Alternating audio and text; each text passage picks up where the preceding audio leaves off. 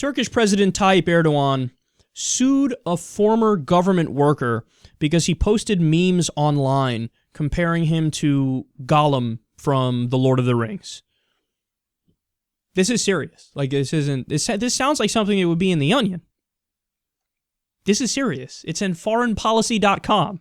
They say, quote, now a Turkish court has summoned a group of experts in psychology, behavioral science, and other fields to help determine if, beyond being creepy, clammy, and possessed by his desire for the ring, Gollum is actually evil. The fate of Bilgin Sifti, I believe that, or Sifsi? I don't know how to pronounce that. A physician from the Turkish city of Aydin will depend on what they decide. So this guy posts this meme of Erdogan looking like Gollum, which is hilarious. And their experts are deciding, well, what exactly did he mean by this? Now, if he meant that our great president was indeed evil, well, then yes, we're going to lock him up. But if he didn't mean that, so what's the other alternative? If he meant that he was, like, is it cool if he was just poking fun at him? Well, no, the answer is no. So I don't know, like, what the defense argument is. Let me see if we can get to it here.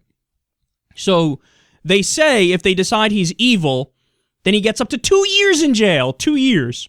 And Sifty's lawyer said the following. Here's our answer. We said Gollum can't be defined as evil. The character itself is a war between good and bad. He is basically seen as a victim of society. So they're saying, no. When I was comparing you to Gollum, I wasn't saying you're evil and I wasn't poking fun at you. What I was saying is Gollum is a victim of society and Erdogan's a victim of society and everybody else is the bad guy and you're the good guy? These are the arguments that they have to make to try to stay out of jail when all he did was poke fun at their moronic president.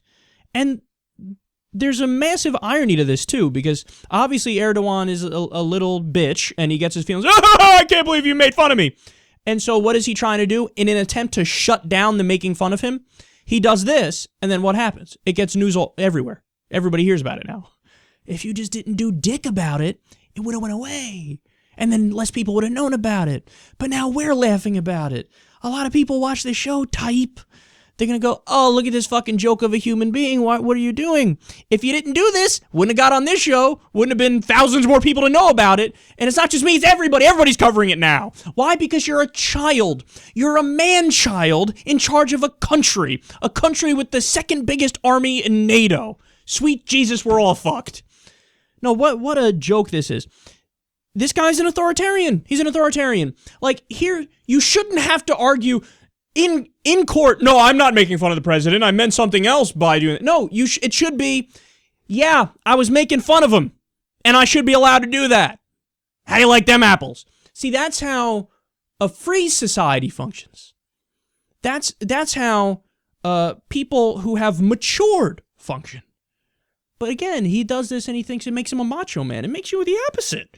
You look like everything you don't want to look like when you act like this, which is why I say you're a man-child. Guys, they locked up this poor kid, a kid. He was in his teens because he ripped down an Erdogan poster during the last election.